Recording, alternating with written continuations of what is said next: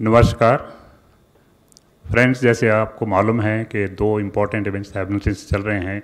एक तरफ साइक्लोन का इशू है और दूसरी तरफ हमारे कोविड का। तो दोनों ही टीम एक्सपर्ट्स के हमारे साथ हैं। पहले हम साइक्लोन के ऊपर ब्रीफिंग वाला पार्ट करेंगे। DG NDRF and DG IMD दोनों हमारे साथ हैं। तो मैं रिक्वेस्ट करूंगा डीजी एनडीआरएफ से कि वो लेटेस्ट सिचुएशन के बारे में मीडिया को ब्रीफ करें।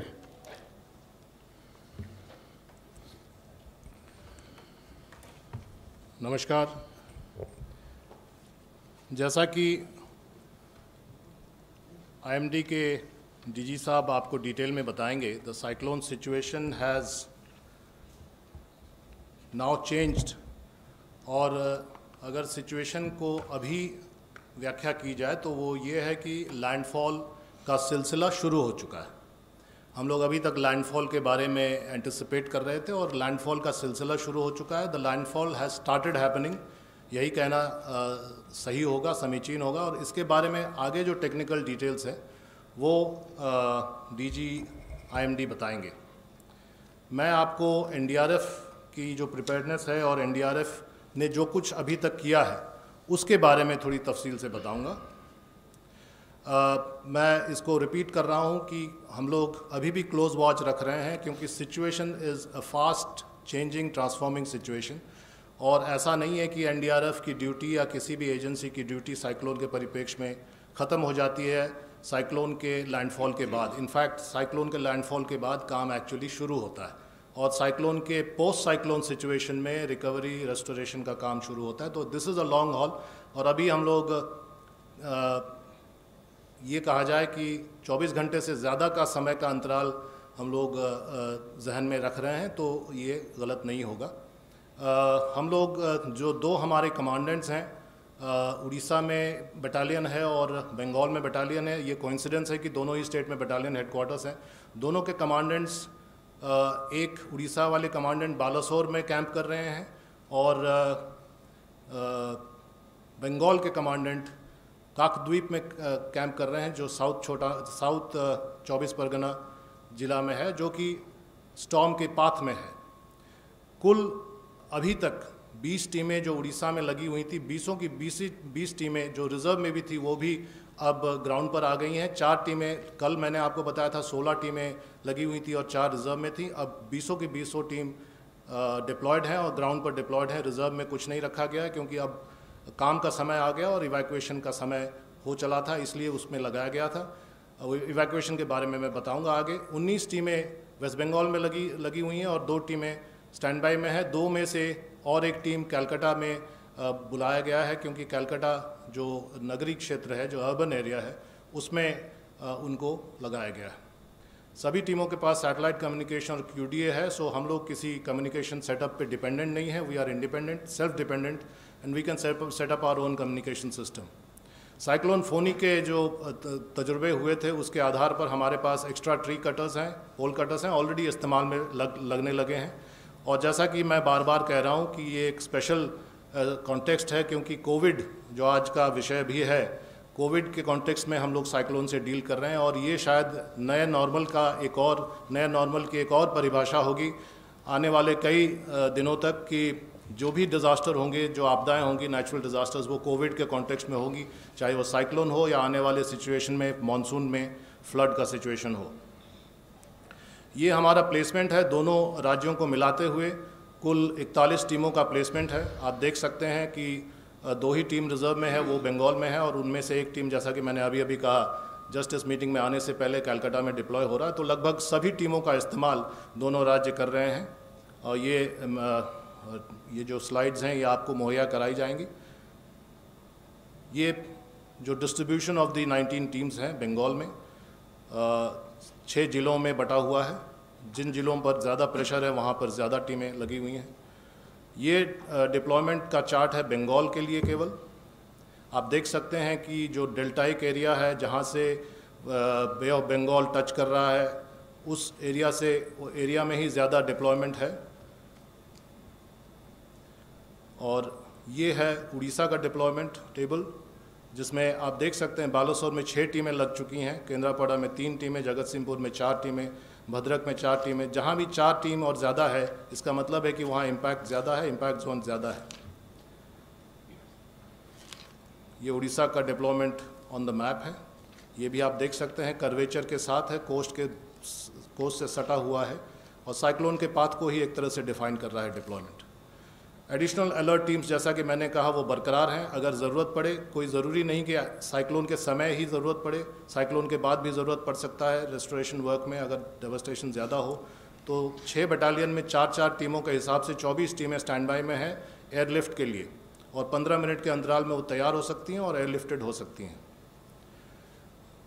एनडीआरएफ की टीम की एक्टिविटीज़, कोऑर्डिनेशन, अवेयरनेस तो हुआ ही है, इस बीच में इवैक्यूएशन का काम काफ़ी हुआ है और अभी as we talk, as we speak, वो सभी टीमें एक्शन में हैं, सभी टीमें ग्राउंड पे हैं, सभी टीमें आउटसाइड हैं साइक्लोन एरिया में, एंड रोड क्लियरेंस और रेस्टोरेशन का काम शुरू हो चुका है।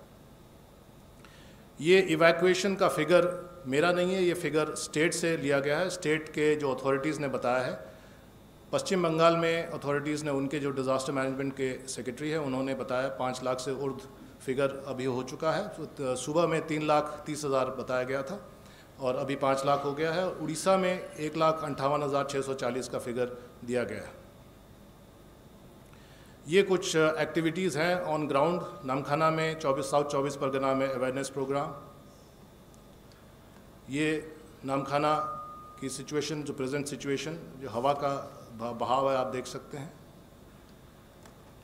लोकल पीपल्स शेल्टर होम में भी एनडीआरएफ जाके काम कर रही है, मदद कर रही है, सैनिटाइजेशन का काम और सोशल डिस्टेंसिंग का काम उसमें मदद कर रही है। सागर आइलैंड का प्रेजेंट सिचुएशन, काकद्वीप, जहाँ पर मेरे कमांडेंट कैंप कर रहे हैं, जो कि ब्लॉक हेडक्वार्टर्स है।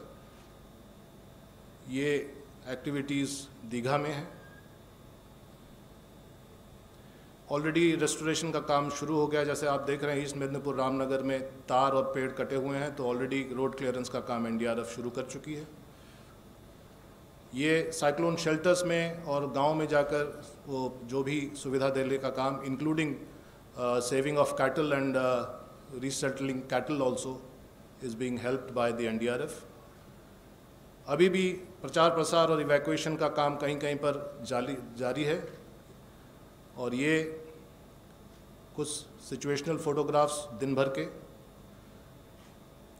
जगत सिंहपुर, उड़ीसा में, बालासोर में, केंद्रापड़ा में,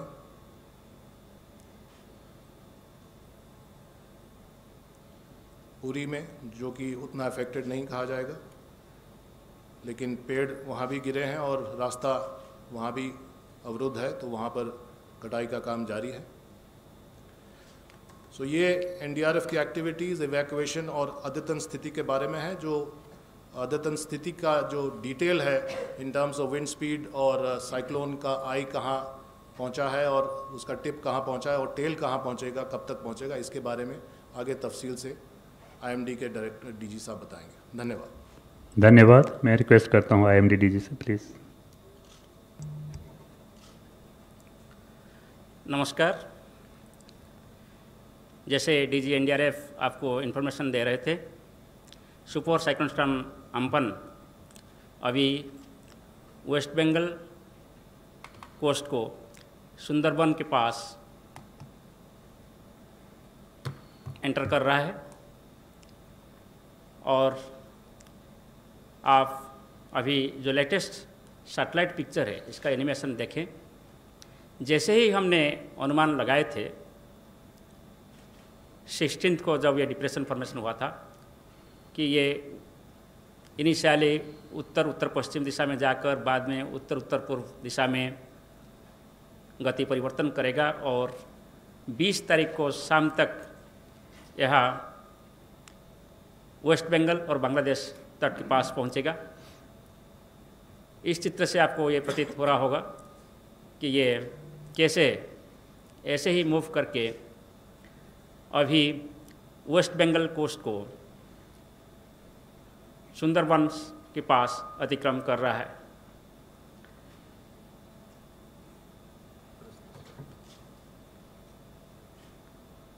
नहीं वहाँ से। ओके, सो ये जो आप चित्र देख रहे हैं ये एक डॉपलर रडार की इमेज है।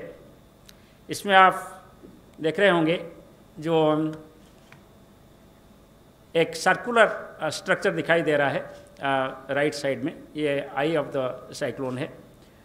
और इसके साथ जो लेफ्ट साइड में ज़्यादा रेडिश और येलोइश कलर दिखाई दे रहा है वो सभी डेंस कन्वेक्टिव क्लाउड्स होता है, इसके साथ बहुत बारिश होता है। तो ये जब साइक्लोन कल मूव हो रहा था, कल रात से इसका इम्पैक्ट उड़ीसा के ऊपर शुरू हो गया। तेज़ बारिश के साथ विंड स्पीड धीरे धीरे बढ़ने लगा और आज सुबह सबसे ज़्यादा विंड स्पीड 106 किलोमीटर प्रति घंटा रिकॉर्ड हुआ है उड़ीसा में, पारादीप में। बालासोर में अभी तक 91 kilometre per hour wind speed का रिकॉर्ड किया गया है। चांदबाली में 74 kilometre per hour wind speed measure किया गया है। सो इसको देखते हुए जो हमारा पूर्वानुमान था कि जब ये सुपर साइक्लोन उड़ीसा तट के पास पैरेलली नॉर्थ ईस्ट दिशा में गति करेगा, नॉर्थ कोस्टल उड़ीसा स्पेशली में ज़्यादा विंड्स रहेंगे। और हमारा पूर्वानुमान था कि विंड स्पीड 100 से 110 kmph और गस्टिनेस में 125 kmph हो सकता है। और अभी तक जो ऑब्जर्वेशन हमारे पास आए हैं इसमें हाईएस्ट विंड स्पीड 106 kmph हुआ है। और हमारा भी ये पूर्वानुमान था कि उड़ीसा में heavy to very heavy rainfall होगा और ऐसे ही हुआ है। जो कोस्टल उड़ीसा का जो डिस्ट्रिक्ट्स जैसे बालासोर, भद्रक, केंद्रापड़ा, जगतसिंहपुर वगैरह डिस्ट्रिक्ट्स में भी heavy to very heavy rainfall past 24 hours में रिकॉर्ड किया गया है। जैसे ही आज ये साइक्लोन धीरे धीरे उत्तर पूर्व दिशा में गति किया, इसका southern districts of Orissa clear हुआ और नॉर्दर्न डिस्ट्रिक्ट्स में धीरे धीरे विंड स्पीड बढ़ा और बारिश भी। ये जो आप इमेज देख रहे हैं ये अभी का फोरकास्ट है कि ये साइक्लोन अभी क्रॉस कर रहा है वेस्ट बंगाल बांग्लादेश तट को और दीघा और हाथिया आइलैंड के बीच में, और जो सुंदरबंस हम बोले थे वो सुंदरबंस के ऊपर ही ये जा रहे हैं। वो ये जाने के बाद फिर हमारा ये उम्मीद है कि सीधा नॉर्थ ईस्ट दिशा में गति करेगा और आज शाम तक ये कोलकाता के आसपास आने का उम्मीद किया जा रहा है। इसके प्रभाव में आज शाम से साउथ एंड नॉर्थ 24 परगना और ईस्ट मिदनापुर में जो पहले से ज़्यादा असर होने के लिए हम उम्मीद किए थे और पूर्वानुमान किए थे, इसके साथ साथ हावड़ा, हुगली और कलकत्ता में भी जो पूर्वानुमान किए थे वो भी होने वाला है। जब साउथ और नॉर्थ 24 परगना और ईस्ट मिदनापुर में अभी ऑलरेडी वेरी स्ट्रांग विंड शुरू हो गया है, रिपोर्ट मिल रहा है कि विंड स्पीड लगभग 160 kmph के आसपास वहाँ हो सकता है। हमारा उम्मीद ये है कि जब ये कलकत्ता के पास आएंगे वहाँ भी कलकत्ता, हुगली और हावड़ा वगैरह डिस्ट्रिक्ट्स में विंड स्पीड 110 से 120 और गस्टिनेस में 135 किलोमीटर प्रति घंटा हो सकता है। सो जैसे ये 106 किलोमीटर विंड स्पीड मैक्सिमम के साथ उड़ीसा में डैमेज किए हैं, इससे आप अनुमान लगा सकते हैं जब यहाँ विंड स्पीड हमारा अनुमान 155 to 165 kmph है और गस्टिनेस में 185 kmph है, तब यहाँ नुकसान क्या हो सकता है।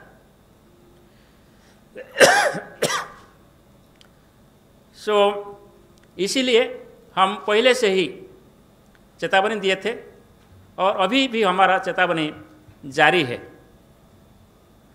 ये हमारा अभी का विंड स्पीड फोरकास्ट है। इस हिसाब से सबसे ज़्यादा मैक्सिमम विंड स्पीड साउथ और नॉर्थ 24 परगना और ईस्ट मिदनापुर डिस्ट्रिक्ट में होगा, जो कि 155 to 165, वेस्ट 185।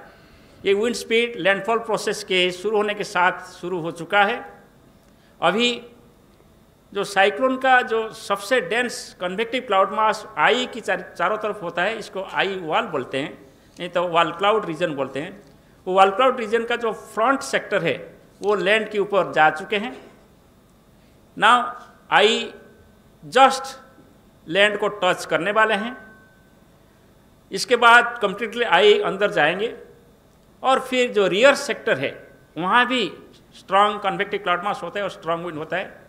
इसलिए वो जो एरिया है साउथ और नॉर्थ सेंट्रल परगना जहाँ आई पास कर रहा है, वो एरिया में अभी 2 बार, पहले फ्रंट सेक्टर की वजह से अभी जो स्ट्रांग विंड चल रहा है, हैवी डाउनपोर चल रहा है, सामयिक रूप से आधा घंटा के लिए बंद हो जाएगा। जब आई आ जाएंगे, ये हो सकता है कि स्काई क्लियर हो जाएगा, विंड काम हो जाएगा, पर फिर आधा घंटे के बाद फिर तेज़ी से बारिश और विंड शुरू होगा। और अभी जो विंड्स वो सेक्टर में ईस्ट से वेस्ट फ्लो हो रहा है, तब वेस्ट से ईस्ट विंड्स होगा। इसीलिए जो भी स्ट्रक्चर अभी डैमेज नहीं होगा, जब रियर सेक्टर ऑफ साइक्लोन आएगा तब फिर डैमेज हो सकता है। सो इसलिए जो एरिया में दोनों फ्रंट और rear sector wall cloud region जा रहे हैं और आई भी जा रहे हैं, वहाँ सबसे ज़्यादा नुकसान होता है। इसलिए सबसे इम्पोर्टेंट डिवास्टेटिंग एरिया वही तीनों डिस्ट्रिक्ट है। मगर फिर भी वो आप देखेंगे जो हमारा आज 5:30 बजे का जो पोजीशन है वो just south east of Calcutta है, वेरी क्लोज टू कलकत्ता। इसलिए कलकत्ता, हावड़ा, हुगली वगैरह में बहुत विंड स्पीड रहेगा, वहाँ भी एक्सटेंसिव डैमेज हो सकता है। जैसे हम डैमेज काल बोले थे, आज भी हम बोल रहे हैं, uprooting of large avenue trees हो सकता है, बिग ट्रीज हो सकता है, कच्चा houses, mud houses, thatched houses, tin houses, asbestos houses में लार्ज स्केल डैमेज हो सकता है। सो वो सभी हम काल बताए थे, फिर दोबारा बता देंगे। सो अभी मैं आपको थोड़ा एक बात आग्रह करने के लिए बोलूँगा कि आपको याद होगा जब हम फोरकास्ट दें 13 तारीख को हम बताए कि ये साइक्लोन बनेगा। 16 तारीख को जब ये एक डिप्रेशन में परिणत हो गया था south east bay of Bengal पे, हम इसका ऑब्जेक्टिव ट्रैक यानी पाथ का फोरकास्ट देने लगा। ये बैलून के साथ जो आप देख रहे हैं, ये 16 तारीख का और 17 तारीख का ये है। इसमें आप देखेंगे कि 2 लाइन है, एक रेड कलर का लाइन है और एक ब्लैक कलर का लाइन है। जो रेड कलर का लाइन है तब था वो फोरकास्ट ट्रैक है, मैंने हम फोरकास्ट किए थे कि साइक्लोन ऐसे जाएगा। और जो ब्लैक लाइन आप देख रहे हैं वो एक्चुअल ट्रैक है साइक्लोन का, अभी तक साइक्लोन कैसे गया। सो आप ये दोनों कंपेयर करेंगे तो शायद आप डिस्टिंग्विश कर नहीं पाएंगे वो फिगर में कि ब्लैक कहाँ है और रेड कहाँ है, क्योंकि वो दोनों लाइन लगभग एक ही हो गया है। इसका मतलब यही होता है कि जब हम प्रेडिक्शन किए थे, जो साइक्लोन को ट्रैक होने का हम अनुमान लगाए थे, एक्चुअल ट्रैक ऑलमोस्ट वही रहा है। और इसीलिए जो हम पहले से बोल रहे थे कि ये सुंदरबंस के पास जाएंगे और दीघा और हाथिया आइलैंड के बीच, वही अभी हो रहा है। सो जब आपका ट्रैक फोरकास्ट सही होता है, इसके साथ साथ जो विंड फोरकास्ट है, रेनफॉल फोरकास्ट है और टाइडल वेव का फोरकास्ट है, वो भी बहुत सही हो जाता है। ये सिमिलरली 18th का फोरकास्ट है। आप देखिए यहाँ भी आप ब्लैक लाइन और रेड लाइन पूरा कोइंसाइड कर रहा है, सो फोरकास्ट कंप्लीटली एक्यूरेट है। नेक्स्ट, ये 20th का फोरकास्ट है। आप देखेंगे 19th का फोरकास्ट है। आप ऐसे ही देखेंगे, ये फोरकास्ट सिर्फ हम एक बार बोल दिया कि ये सुंदरबंस के ऊपर जाएगा, नहीं, हम कंटिन्यूसली कंसिस्टेंटली बोलते रहे, जिसकी वजह से डिजास्टर मैनेजमेंट अथॉरिटीज़ को कॉन्फिडेंस आता है कि यस फोरकास्ट सही हो रहा है। सो ये फोरकास्ट का आधार करके सेंट्रल गवर्नमेंट का सभी disaster management authorities, state government का disaster authorities both Orissa and West Bengal मिलित रूप में काम कर रहे हैं। और ये जो डुअल डिजास्टर के हमारे सामने हैं, जैसे पैंडेमिक कोविड-19 है और ये साइक्लोन है, हम इसका सामना कर रहे हैं। Next please. सो ये अभी विंड वार्निंग है। आज शाम तक बालासोर डिस्ट्रिक्ट तक और भद्रक डिस्ट्रिक्ट में 90 से 100 किलोमीटर तक विंड हो सकता है ज़्यादा से ज़्यादा। और शाम के बाद विंड स्पीड बहुत काफ़ी कम हो जाएगा।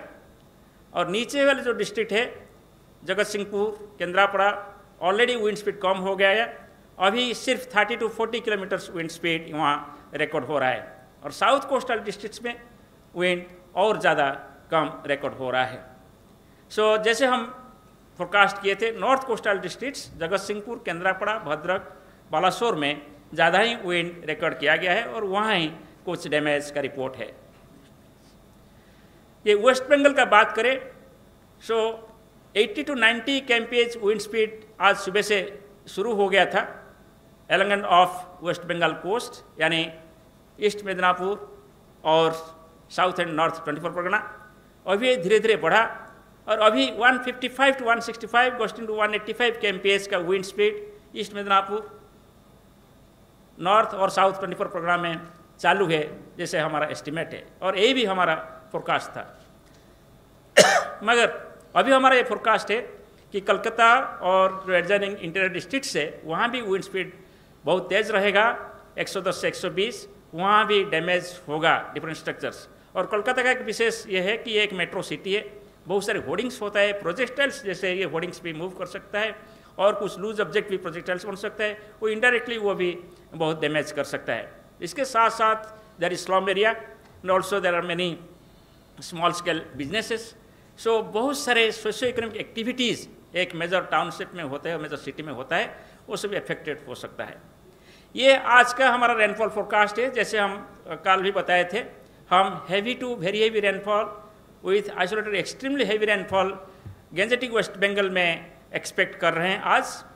और बांग्लादेश में भी ऐसे ही हो रहा है, बांग्लादेश में भी विंड स्ट्रांग चल रहा है।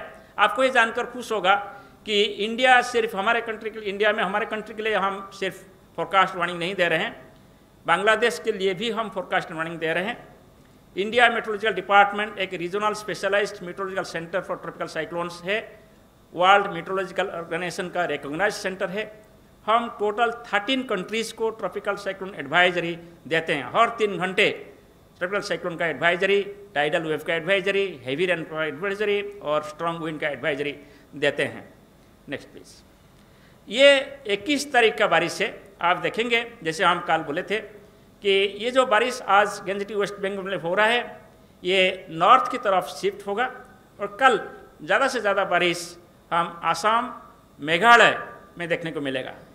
हम भी वहाँ heavy to very heavy rainfall expect कर रहे हैं 21 तारीख को, मगर ये बारिश आज रात को से ही शुरू हो सकता है। नेक्स्ट। सो जो हमने समझाया आपको अकॉर्डिंगली ये वार्निंग हम इशू किए हैं और 20 तारीख को जो बारिश होने वाला है सिर्फ नॉर्थ कोस्टल उड़ीसा में ज़्यादा कुछ होगा और ये डिस्ट्रिक्ट है भद्रक, बालासोर, मयूरभंज, जाजपुर, केंद्रापड़ा एंड केओंझर डिस्ट्रिक्ट्स। मगर धीरे धीरे साउथ से बारिश कम होगा और नॉर्थ डिस्ट्रिक्ट्स में ज़्यादा होगा, मगर ये सिर्फ आज के लिए, काल से उड़ीसा में कोई रेनफॉल ऐसे नहीं होगा। Next please. So west Bengal का बात करें तो यहाँ मैक्सिमम इंटेंसिटी ऑफ रेनफॉल आज ही होने वाला है और कल को रेनफॉल इंटेंसिटी कम हो जाएगा, मगर आज हम एक्सट्रीमली हेवी रेनफॉल एक्सपेक्ट कर रहे हैं। यह है east and west Midnapore, south and north 24 Pargana, Howrah, Hooghly, Kolkata and adjoining districts like Bardhaman, Murshidabad and Nadia. So 21 तारीख को ज़्यादा बारिश नहीं होने वाला है, कहाँ कोई 1-2 जगह पर हेवी रेनफॉल हो सकता है। चलिए, सब हिमालयन वेस्ट बंगाल जैसे जलपाईगुड़ी से शुरू करके वेस्ट आसाम तक जो एरिया है वहाँ हम heavy to very heavy rainfall उम्मीद कर रहे हैं। आज रात से शुरू हो सकता है और 21 तारीख को ज़्यादा बारिश वो एरिया में होगा, क्योंकि ये जो ट्रॉपिकल साइक्लोन है वो धीरे धीरे नॉर्थ ईस्ट गति करते हुए कल सुबह बांग्लादेश में एक साइक्लोनिक स्टॉर्म होते हुए पहुंचेगा और वेस्ट असम में एक डिप्रेशन या लो प्रेशर एरिया होकर पहुंचेगा और इसकी वजह से वहाँ अच्छा बारिश होने का उम्मीद किया जा रहा है। चलिए, सो ये है सबसे जो खतरनाक होता है साइक्लोन के साथ द स्टॉर्म सर्ज। ये एक्सपेक्टेड स्टॉर्म सर्ज है, ये हम लगातार जारी कर रहे हैं। इसमें हम यही बोले थे कि साउथ और नॉर्थ 24 परगना में टाइडल वेव ज़्यादा होगा। हम ये बोले थे कि आज आफ्टरनून से शुरू होगा, और आपको जानकर हम आपको ये इन्फॉर्मेशन देते रहते हैं कि आज आफ्टरनून से स्टॉर्म सर्ज शुरू हो चुका है। ये टाइडल वेव हमारा एक्सपेक्टेशन है कि 4 to 5 metres above astronomical tide होगा, और ये साउथ और नॉर्थ 24 परगना का जो लो लाइंग एरिया है इसको इनंडेट करेगा। इसके साथ जो मेदिनीपुर डिस्ट्रिक्ट है वहाँ भी ये 3 to 4 मीटर हाइट में इनंडेट कर सकता है। So 4 to 5 metre over south और north 24 Pargana, 3 to 4 metre over Medinipur districts. और ये जो टाइडल वाटर है ये इस एरिया में जो छोटे और बड़े रिवर्स है, बिकॉज ये एक रिवराइन सिस्टम है, वहाँ आप देखेंगे जैसे रेड और येलोइश कलर कितना अंदर तक जा रहा है। इसका मतलब ये है कि जो टाइडल वेव है ये नदियों के जरिए रिवर के पास जो एरिया है इसको इनंडेट कर सकता है।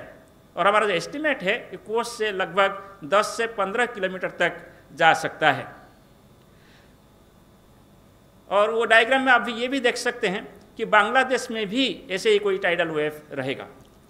सो ये है द डैमेज जो हम एक्सपेक्ट कर रहे हैं वेस्ट मेदिनीपुर, साउथ और north 24 Pargana, Howrah, Hooghly, Calcutta district of west Bengal. So large scale and extensive damage होगा, जो कच्चा houses, tin houses, asbestos houses, और इसके साथ पोटेंशियल थ्रेट होगा फ्लाइंग ऑब्जेक्ट से, जैसे प्रोजेक्टाइल हम बोल रहे थे। ऑफरूटिंग ऑफ ट्रीज होगा, और इसके साथ साथ कम्युनिकेशन पावर पोल से भी ऑफरूटिंग हो सकता है। Disruption of rail and road होगा, और extensive damage to standing crops होगा, क्योंकि ये जो साइक्लोन के टाइम आप देखेंगे एक ही टाइम में आपको बोल रहा हूँ हेवी रेन है, स्ट्रॉन्ग विंड है, और इसके साथ साथ भी टाइडल वेव है, स्टॉर्म सर्ज। सो एक ही साथ मल्टी हजार्ड सिनेरियो ये जनरेट हो रहा है इस रीजन पे अभी, इसलिए वहाँ सभी तरीके का डैमेज एग्रीकल्चर सेक्टर में, इंडस्ट्री सेक्टर में, और हाउस हमारा जो डोमेस्टिक सोशियो इकोनॉमिक सेक्टर में होने का हम उम्मीद कर रहे हैं। सो वहाँ जैसे पाम एंड कोकोनट ट्री होता है, और प्लांटेशन होता है, ऑर्चर्ड्स होता है, ये सभी एक्सपेक्टेड है कि डैमेज होगा। और जैसे मैं बोला कि एक रिवराइन एरिया है वहाँ, इसलिए बहुत सारे लोग बोट में ट्रैवल करते हैं, और इसलिए हम ये एक्सपेक्ट कर रहे हैं कि बोट्स बहुत सारे भी यहाँ डैमेज हो सकता है। सो एक्शन हम यही सजेस्ट किए हैं कि total suspension of fishing operation आज तक ये रहना चाहिए। कल सुबह north bay of Bengal clear होगा, मगर आज ये क्लियर नहीं होगा। और suspension and diversion of rail and road traffic आज कंटिन्यू करना है, और people in affected area to remain indoors, and people तो ऑलरेडी इवैक्यूएट हुए हैं, जैसे डीजी एनडीआरएफ आपको इन्फॉर्मेशन दे रहे थे, ये बहुत ज़रूरी था। और मोटर बोट्स और स्मॉल शिप्स कभी भी एडवाइजेबल नहीं है कि इसको ऑपरेट किया जाए। अभी जो डैमेज होने वाला था उड़ीसा में लगभग हो चुका है, और 2-3 घंटे के लिए भद्रक और बालासोर डिस्ट्रिक्ट में इसका विंड का इम्पैक्ट रहेगा। सो ये हम कल भी बोल चुके हैं, और इसमें जो लिखा गया है अकॉर्डिंगली कुछ डैमेज रिपोर्ट भी हमारा जानकारी में आए हैं। सिर्फ अभी इम्पैक्ट रहेगा भद्रक और बालासोर डिस्ट्रिक्ट में फ्यू आवर्स, 2 to 3 आवर्स के लिए, इसके बाद और उड़ीसा में कोई डैमेजिंग इम्पैक्ट नहीं रहेगा। और यहाँ भी फिशिंग ऑपरेशन बंद रहेगा आज, क्योंकि सी अभी भी स्ट्रांग है, डिस्टर्ब है, और रेल रूट वगैरह भी सिंस बालासोर भद्रक अभी भी डिस्टर्ब है, वहाँ नहीं होना चाहिए, और अफेक्टेड एरिया में लोग अंदर रहना चाहिए, बाहर नहीं आना चाहिए। Next please. सो जब साइक्लोन क्रॉस करने के बाद अंदर जाता है, हमारे मन में आता है कि अंदर क्या होगा। सो इसलिए 12 घंटा पहले एटलीस्ट हम जब लैंडफॉल हम एक्सपेक्ट कर रहे हैं, इसका 12 घंटा पहले हम पोस्ट लैंडफॉल आउटलुक इशू करते हैं। सो कल शाम को हम पोस्ट लैंडफॉल आउटलुक इशू किए थे कि इंटीरियर डिस्ट्रिक्ट्स में क्या क्या होगा। गैंजेटिक वेस्ट बंगाल में जब ये जाएगा, इंटीरियर डिस्ट्रिक्ट्स में भी साइक्लोन स्टॉर्म इंटेंसिटी रहेगा आज रात, इसीलिए वहाँ भी डैमेजिंग इम्पैक्ट हो सकता है। वहाँ में ब्रेकिंग ऑफ ट्री ब्रांचेस हो सकता है, ऑपरेटिंग ऑफ स्मॉल ट्रीज हो सकता है।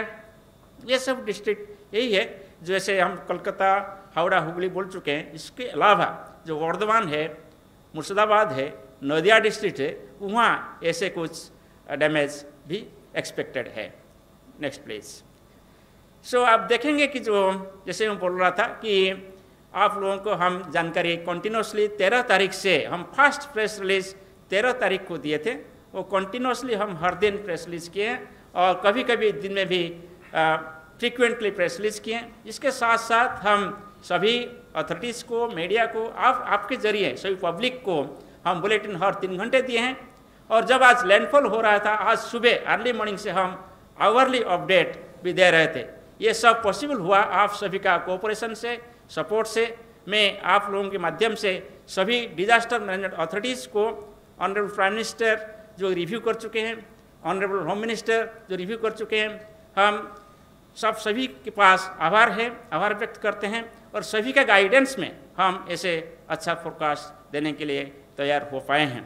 और हम सभी मिलकर साइक्लोन जैसे डिजास्टर को, ये पैंडेमिक सिचुएशन पे हम मुकाबला करेंगे। Thank you. धन्यवाद। फ्रेंड्स, आपकी जानकारी के लिए एनडीआरएफ वेबसाइट्स के ऊपर जो भी लेटेस्ट है और आईएमडी के वेबसाइट पे उसका लिंक पीआईबी के वेबसाइट पे दे दिया है। So latest information you can also get it from there. In addition, from the Home Ministry side, DG Media is regularly updating the media about the cyclone. Because both the DGs, DG NDRF and DG IMD, have to go back actually urgently. So until unless there is very, very important question, what is briefed to you or the latest situation, I think we will thank both the DGs and they can leave until unless you have anything. Anybody having any question other than the briefing?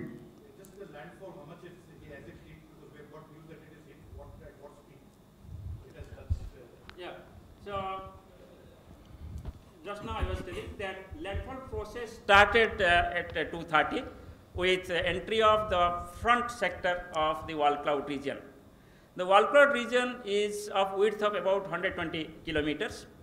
I has got a diameter about say 40 kilometers. Then rear side also again will have 120 kilometers. So therefore it is moving at present about 25 to 30 kilometers per hour. So the entire process will be completed by about 3 to 4 hours.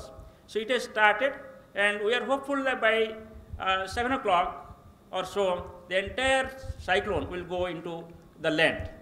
And under its influence, as we are expecting, we have estimated the wind speed of 155 to 165, gusting to 185 kmph at the time of landfall. Thank you very much, sir. Despite being so busy in your schedule, please, we wish all the very best, sir, that we could control. Thank you very much. Friends, now we start with the COVID Health Ministry's briefing. So I'll request my colleague to start from the Health Ministry. जैसे कि हम सबको मालूम है कि almost पिछले 5 महीने से देश ही नहीं पूरी दुनिया कोविड-19 से जूझ रही है। हमारे यहाँ पर भी डे टू डे सिचुएशन जैसे इवॉल्व हो रही है, हम सब लोग कलेक्टिवली इसके बारे में बात करते रहे हैं, मॉनिटर करते आ रहे हैं। एक संतोषजनक विषय यह है कि अगर हम देखें तो पाते हैं कि अब तक 42,298 केस रिकवर हो चुके हैं और टोटल एक्टिव केसेस की संख्या अभी करीब 61,149 है। आप सबको अवगत है कि कोविड-19 के तहत जो हमारे एफर्ट रहे हैं वह उसका एक मेजर फोकस रहा है कि टॉप लेवल से मॉनिटरिंग करते हुए साथ ही एक ग्रेडेड रिस्पॉन्स हो, एक प्रोएक्टिव और प्रीएम्प्टिव अप्रोच के तहत हम लोग एडवांस प्लानिंग के तहत काम करते रहें, यह हमारा फोकस रहा है। और उसके तहत ही हमने प्रिवेंशन, कंटेनमेंट और मैनेजमेंट ऑफ केसेस, इन 3 चीज़ों पर काफ़ी एफर्ट्स किए हैं और उन एफर्ट्स के तहत ही हम लोगों को स्टेट्स के साथ कोऑर्डिनेट करते हुए हम लोग इसमें काम करते आ रहे हैं, जिसके रूप में अगर हम देखें तो हमें कुछ रिलेटिव पॉजिटिव ओवरऑल हमें स्टेटस भी दिखाई देता है। तो जैसे मैं आप लोगों की दृष्टि में लाना चाहूँगा कि जैसे कि माननीय प्रधानमंत्री जी ने कहा था कि कोविड-19 जो है वह जन से लेकर जग तक उससे इम्पैक्ट हुआ है। तो हम देखें तो पाते हैं कि अगर पूरे देश की जनसंख्या लें, पूरे दुनिया की जनसंख्या लें, तो पूरी दुनिया की जनसंख्या में करीब 62 केसेस पर लाख पॉपुलेशन कोविड-19 से अफेक्ट हुए हैं। और उसके साथ ही उसके कंपैरिजन में अगर हम इंडिया में देखें तो पाते हैं कि करीब 7.9 पीपल पर lakh population of this country got affected because of Covid. इसमें अगर आप कंपैरिजन के रूप में देखना चाहें तो जैसे 10 और देश हैं जहां पर कि कोविड-19 के अधिक केसेस रिकॉर्ड हुए हैं, तो हम पाते हैं कि जहां एक तरफ हमारे यहाँ 7.9 केसेस पर लाख पॉपुलेशन रिकॉर्ड हुए हैं, दूसरे देशों में जो कि उससे ज़्यादा जहाँ पर केसेस रिकॉर्ड हुए हैं वह 100, 115 से लेकर 496 तक की संख्या में उनको ऑब्जर्व किया गया है। इसी के साथ ही अगर हम मॉर्टेलिटी पर लैक पॉपुलेशन को एनालाइज करें तो ओवरऑल हम देखते हैं कि जहां 4.2 people per lakh population across the world they have died because of कोविड-19, इंडिया में उसका स्टेटस अब करीब 0.2 cases deaths reported per lakh population है। और उसको कंपैरिजन करें कि अगर पूरी दुनिया के केसेस को हम उस तहत से देखते हैं तो पाते हैं कि एज हाई एज 59, 53, 52 इस तरीके से अगर देखें तो 10 देश तो ऐसे हैं, 9 देश तो ऐसे हैं जहां पर कि 10 से अधिक की संख्या में पर लैक पॉपुलेशन मोर्टेलिटी भी रिकॉर्ड हुई है। इसको अगर हम 10 मोस्ट अफेक्टेड कंट्रीज से कंपेयर करें तो पाते हैं कि करीब 6 कंट्रीज में तो 2 लाख से अधिक केसेस रिकॉर्ड हुए हैं और उसमें एज हाई एज 14 लाख के करीबी केसेस दुनिया में इंडिविजुअल देशों में रिकॉर्ड किए गए हैं। इसके साथ ही अगर हम डेथ की भी एनालिसिस करें तो देखते हैं कि 6 देश ऐसे हैं जहां पर कि 10,000 से ज़्यादा डेथ्स भी रिकॉर्ड हुई हैं। और उसके कंपैरिजन में, जबकि यह भी हमारे लिए काफ़ी दुख का विषय है कि हमारे देश में इतनी भी डेथ रिकॉर्ड हुई हैं, बट रिलेटिवली आई थिंक कि जो हम लोगों का एफर्ट रहा है स्टेट्स के साथ मिलके, देश के हर नागरिक के साथ मिलके जो हमने एफर्ट किया है, उससे एक relatively we were able to manage the situation well so far, though the challenge still continues. इसमें हम लोगों ने एक और तरीके से इसको एनालाइज किया, देखा तो पाया कि अगर हम 15 मोस्ट इम्पैक्टेड देश ने दुनिया के, तो उनकी करीब पॉपुलेशन 142 करोड़ के करीब होती है और हमारे देश की पॉपुलेशन 137 करोड़ अगर हम मानकर चलें तो हम देखते हैं कि करीब अगर 36 लाख केसेस पूरी दुनिया में इन 15 देशों में रिकॉर्ड हुए तो उसके कंपैरिजन में 1 लाख के करीब केसेस हमारे देश में रिकॉर्ड हुए। और उसी तरीके से अगर 2.7 लाख के करीब वहाँ डेथ रिपोर्ट हुई हैं तो हमारे यहाँ 3,300 के करीब डेथ हमारे देश में रिपोर्ट हुई हैं। इसको अगर एक और दूसरे वे में हम एनालाइज करना चाहें तो हम देखते हैं कि भारत की जनसंख्या इन 15 देशों के करीब बराबर जनसंख्या होते हुए भी हमने देखा कि अगर हमारी सिमिलर जनसंख्या है तो इन 15 देशों में भारत के मुकाबले 34 गुना अधिक केसेस आए हैं।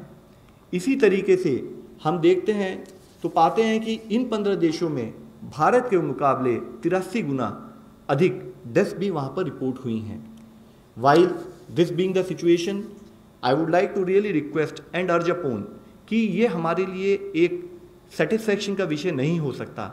हमारे लिए सेटिस्फैक्शन के लिए ज़रूरी है कि हमारे के देश में कोई भी अगर पॉजिटिव केस आए तो कैसे हम उस पर काम करें, कैसे उस पेशेंट को हम बचा पाएँ, कैसे उस पेशेंट के लिए हम अफर्ट करें, उसको रिक्वायर्ड हेल्थ इंफ्रास्ट्रक्चर प्रोवाइड करें, ये हमारा फोकस होना चाहिए। उस विषय में भी एक रिलेटिव पॉजिटिव न्यूज़ मैं आप लोगों की दृष्टि में लाना चाहूँगा। तो जैसे कि अगर हम इस ग्राफ में देखते हैं तो हम पाते हैं कि जब हमने लॉकडाउन स्टार्ट किया था तो हमारे यहाँ पर रिकवरी रेट अराउंड 7.1% था। अफर्ट्स करते रहे, फोकस रहा कि हम कोशिश करें कि हम अर्ली केस आइडेंटिफिकेशन करें, उसके साथ ही जो हमारा क्लिनिकल मैनेजमेंट है, जो भी पॉजिटिव केस है उस पर हम एफर्ट करें। तो उसके तहत हमने देखा कि यह रिकवरी रेट बढ़ते हुए सेकेंड लॉकडाउन जब हमारा शुरू हुआ तो 11.42% के करीब था, धीरे धीरे बढ़ते हुए वह 26.59% हुआ और आज हम पाते हैं कि अराउंड 39.62%, यानी कि अप्रॉक्सीमेटली 40% लोग जो कि कोविड पॉजिटिव पाए गए वह रिकवर हो चुके हैं। इसके साथ ही एक और मुख्य अंश में आपकी दृष्टि में लाना चाहूँगा। इसके साथ ही अगर हम और डेटा को एनालाइज करें तो हम पाते हैं कि करीब जो हमारे यहाँ एक्टिव केसेस हैं करीब 61,000 केसेस, उसमें से भी केवल ऑक्सीजन सपोर्ट 2.94% केसेस को उसकी ज़रूरत है, वो ऑक्सीजन सपोर्टेड बेड्स में अपना ट्रीटमेंट ले रहे हैं। करीब 3% केसेस आईसीयू रिलेटेड सपोर्ट है और उसके साथ ही करीब 0.45% केसेस वेंटिलेटर पर हैं। यह डेटा हमारे लिए बहुत इंपॉर्टेंट इसलिए है क्योंकि इसके तहत हमें पता लगता है कि अर्ली आइडेंटिफिकेशन पर फोकस होने की वजह से, सर्विलेंस पर फोकस होने की वजह से हम टाइमली आइडेंटिफिकेशन जो केसेस का कर पाते हैं, उससे हमारे देश में केसेस सीरियस केसेस में ना कन्वर्ट होते हुए हम रिलेटिवली अराउंड 6.39% ही ऐसी सिचुएशन पाते हैं कि जिसमें केसेस रिलेटिवली उनको एक हॉस्पिटल मैनेजमेंट की ज़रूरत है। जिसका एक और इम्प्लीकेशन अगर आप देखें तो लॉकडाउन के समय में हमने कंटिन्यूड एफर्ट करते हुए पिछले ऑलमोस्ट 2 महीने में अपने हेल्थ इंफ्रास्ट्रक्चर को जो अपग्रेड किया है, जिसके तहत हमने अपने यहाँ पर ICU beds, oxygen supported beds और वेंटिलेटर्स को जो अपग्रेड किया है, और करीब 1.5 लाख आज हमारे पास अगर बेड अवेलेबल हैं देश में। साथ ही हमने जो एडिशनल एफर्ट्स और कंटिन्यूस बेसिस पे हम अपने बेड्स को जो अपग्रेड करते आ रहे हैं, तो उससे लगता है कि आने वाले समय में भी अगर हमारे यहाँ केसेस आते हैं तो एक तरफ जैसे हमने बात की है कि 40% केसेस हमारे रिकवर हो चुके हैं और केसेस भी नॉन सीरियस स्थिति में हैं और रिकवरी के रास्ते पर हैं, रिकवरी उनको भी जल्दी हम एक्सपेक्ट करते हैं। तो उसके साथ ही हम केसेस को मैनेज करने के लिए देश के तरह स्टेट्स के साथ मिलकर हर तरह से सक्षम है, मैं आप लोगों की दृष्टि में लाना चाहूँगा। इसके साथ ही हमारा फोकस रहना चाहिए कि जो भी केसेस हैं, जहाँ पर भी हमारे केसेस आए हैं, वहाँ हम स्ट्रिंजेंट कंटेनमेंट मेथड्स पर काम करें। हमारे लिए जब तक कि कोई एक वैक्सीन या ड्रग दुनिया और देश मिलकर तैयार नहीं कर लेता, तब तक हमारा फोकस प्रिवेंटिव एक्शन पर रहे। लॉकडाउन एक उसके तहत किया हुआ एक हमारा पब्लिक के साथ मिलकर किया हुआ एक मेजर एफर्ट था। उसके साथ ही हम हैंड हाइजीन, रेस्पिरेटरी हाइजीन और एनवायरमेंटल सैनिटेशन पर काम करें। फिजिकल डिस्टेंसिंग को एक नॉर्म के रूप में अपनी लाइफ में लाएं। मैं अंत में आप सबसे यही रिक्वेस्ट करना चाहूँगा कि जैसे कि माननीय प्रधानमंत्री जी ने कहा था कि जो ये इंडिया की बैटल है कोविड-19 के अगेंस्ट, यह पीपल ड्रिवन है और इसके लिए ज़रूरी है कि समाज का हर नागरिक हमें अपना सपोर्ट दे, अपने आप को सुरक्षित रखे, अपने साथ को सुरक्षित रखते हुए अपनी फैमिली को सुरक्षित रखे और समाज में अपना योगदान दे, ताकि कलेक्टिवली मिलकर हम इस बैटल को लड़ सकें। धन्यवाद। धन्यवाद। मैं अब रिक्वेस्ट करता हूँ गृह मंत्रालय के प्रवक्ता से, मैडम प्लीज़। जैसा कि आप जानते हैं, लॉकडाउन को लोकहित में 31 मई तक बढ़ाया गया है और गृह मंत्रालय ने लॉकडाउन से संबंधित नए दिशा निर्देश जारी कर दिए हैं, जिनमें राष्ट्रीय स्तर पर कुछ सीमित गतिविधियां प्रतिबंधित रहेंगी। साथ ही कंटेनमेंट जोन्स में केवल आवश्यक सेवाओं की अनुमति होगी। परिस्थितियों के अनुसार राज्य और केंद्र शासित प्रदेशों की सरकारें अपने अपने क्षेत्रों के लिए दिशा निर्देश जारी कर चुकी हैं। वे स्वास्थ्य मंत्रालय के निर्धारित मापदंड के अनुसार रेड, ऑरेंज, ग्रीन, बफर एवं कंटेनमेंट जोन्स का सीमांकन कर रही हैं। गृह मंत्रालय राज्य सरकारों के साथ मिलकर लॉकडाउन मेजर्स को मॉनिटर कर रही है। धन्यवाद। धन्यवाद। मैं अब रिक्वेस्ट करता हूँ आईसीएमआर रिप्रेजेंटेटिव से, प्लीज़। आज दोपहर को 12:30 बजे तक 25,36,156 टेस्ट हुए थे। कल की अगर फिगर देखे जाए तो दूसरी बार 24 घंटे के अंदर 1,07,609 टेस्ट हुए थे, यानी 1 लाख के ऊपर पिछले 2 दिन वो फिगर जा रही है। इस वक्त टोटल 555 लैब एक्टिव हैं, उनमें से 391 लैब्स जो हैं वो आईसीएमआर के नेटवर्क में के लैब हैं, 164 लैब ये प्राइवेट सेक्टर में है।